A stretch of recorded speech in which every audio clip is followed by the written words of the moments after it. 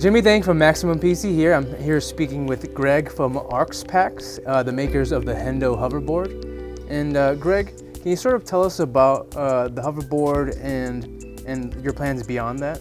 The hoverboard is a proof of concept. It's a way of demonstrating to the world that this technology now exists. The underlying technology, what we call magnetic field architecture, is essentially a more efficient way of transmitting electromagnetic energy.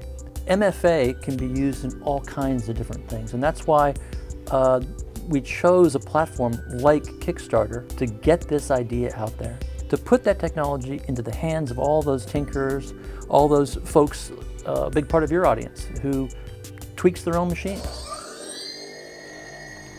So this is the white box developer kit. This is on our Kickstarter, what we're selling for $2.99. It's the basic embodiment of our hover technology. So what's cool about this is that once we ship it out, you'll be able to open it up. There'll be kind of a booklet that explains all of the kind of magic of the hover technology.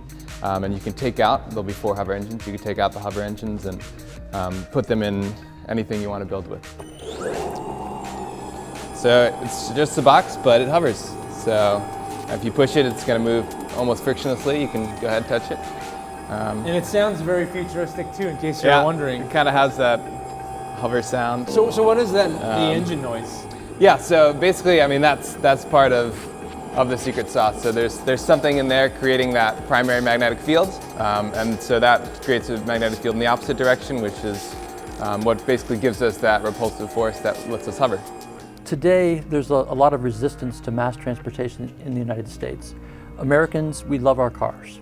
And how cool would it be to be able to provide a vehicle with all the efficiency of a train and all the freedom of a car? Maglev trains, they're used extensively in Asia, they're in Europe, and they haven't really taken off here in the United States because of the extensive cost. So how does this technology differ from what they're using in Asia? A lot of these systems, number one, can't hover.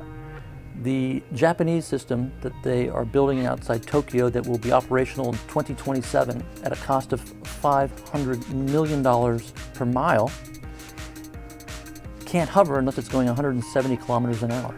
We can hover. When you have a train, like the current maglev trains that exist, they are not necessarily safe for electronic media, your iPhone. I can put my iPhone on top of our developer kit and it's fine. It's completely safe. But the main factor is cost. It's just much, much cheaper to have a passive track system. I'm here speaking with Shauna. And Shauna, can you tell us what we're looking at here? It looks like a Roomba on the floor, but you're calling it the This Man Array, is the right? Man Array. So this Okay. is one of our prototypes, and this particular prototype demonstrates the propulsion and control technology that we can execute with our magnetic field architecture. And this is the technology that we're hoping to incorporate into the hoverboard. And it's also the technology that's available in the White Box Plus version that we're currently, of our dev kit that we're currently selling on Kickstarter.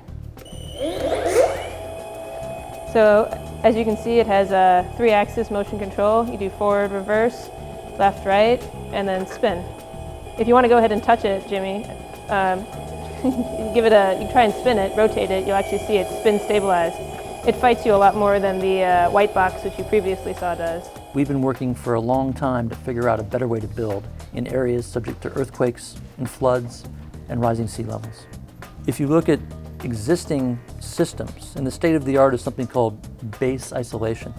Base isolation converts the high frequency shaking of an earthquake over short distances to a much longer distance at lower frequency. And so a little shaking in a base isolated building will cause movement of that building back and forth for quite a bit longer than the earthquake itself. But our buildings don't need to move at all. If you can imagine taking advantage of the early warning system on the Hayward Fault. The Hayward Fault is the most dangerous fault in the San Francisco Bay Area. There's a 50% chance of a major event in the next 50 years. Currently, the early warning system, it turns on emergency generators at hospitals. It opens up the doors on fire stations, but that's about all it's good for. If we could take that few second warning and couple that with our hover engines that support either a building, an operating room, a piece of equipment, a precious piece of art, so that when there's an earthquake, that those hover engines start. The object never moves. What happens is the supports would fall away, the ground would shake, the shaking stops, the supports return, and no one in that structure or that room ever knew there was an earthquake. Cool. There you go, guys. ARX packs, the Hendo hoverboard, and much more.